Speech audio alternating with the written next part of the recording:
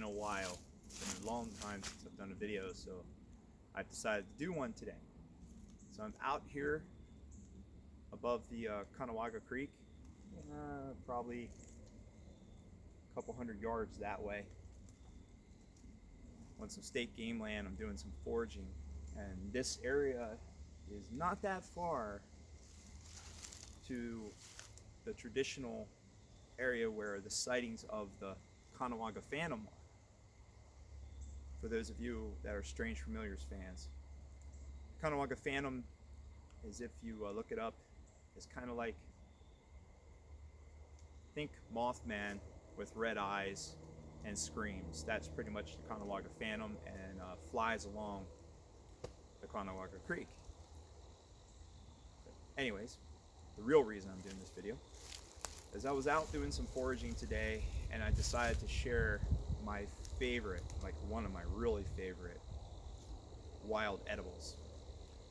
And that wild edible is a fruit that starts to come in about this time of the year. Some people say you have to eat it after it has the first frost because it becomes astringent. That is not true, because it does start to ripen before the first frost. And that fruit is this little guy here. That is the American Persimmon. As you can see, this one is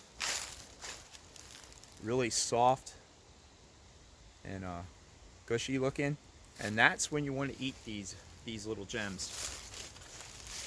If you try and eat them before they're like this, they're actually very astringent, and they will dry out your mouth.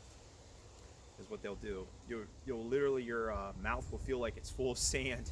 Because I've actually tried to eat one of these when they were not quite ripe. So it's actually best to eat these when they're actually on the ground. And as you can see, I'll show you again, the skin is kind of wrinkly. It stays dented when you push on it, and that's when these beauties are perfectly ripe. This is the leaf of the persimmon tree. As you can see, it's a long oval. No serrations. That's actually a bug bite where a bug had eaten it. There's no serrations or teeth on the leaf. It's a long, thin oval.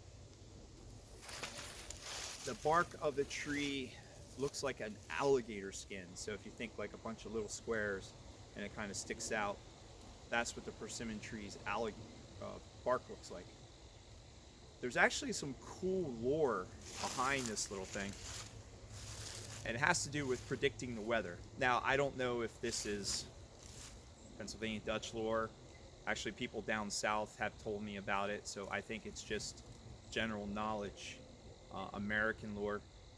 So basically, there's like 3 to 5 oval-shaped seeds inside this little fruit. That is what the seed looks like, if you can see it.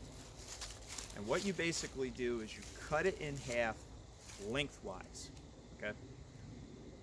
After you cut it in half lengthwise, which is actually not that easy, but it can be done, you'll see either what looks like a spoon, a 2-pronged fork, think more like a spork with like a little notch in it, or it will look like a knife.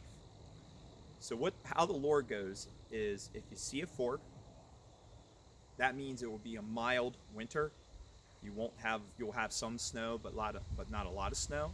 If you see what looks like a spoon, think of the spoon as like a shovel. So you're gonna have a lot of snow. If you see the knife, that means it's bitter cold and ice. So I cut a seed in half of another persimmon. Actually, I cut 3 seeds. And what I got was this. If you guys could see that, that was the spoon. So that means here in my area of South Central Pennsylvania, York and Adams County specifically, I'm going to get a lot of snow this year, which makes me very happy because I like a lot of snow. So, but we'll see if that pans out. But I just wanted to kind of show you and share this special little fruit to me. Oh, by the way, you can eat every part of this. The seeds, of course not. but you can eat the skin and the pulp, so you can just bite right into it. Unlike a pawpaw, where you can't eat the skin or the seeds, on the persimmon you can. So I just wanted to share that with you guys. I hope you enjoyed this little lore, little bit of ghost knowledge, or cryptid knowledge, whatever you want to call it, and wild edibles. So stay tuned. I'll be doing some more videos. I know it's been a while, but I plan on putting some more out here soon. So now that fall is finally starting to come here, as you can see, there's some fallen leaves of this big sycamore behind me, and other leaves are starting to change, but not quite. We're just on the edge, but we've gotten some cooler temperatures, so that, you know, that should make things kind of accelerate. But now that fall's here, I'm getting more active, so, you know, be more coming your way.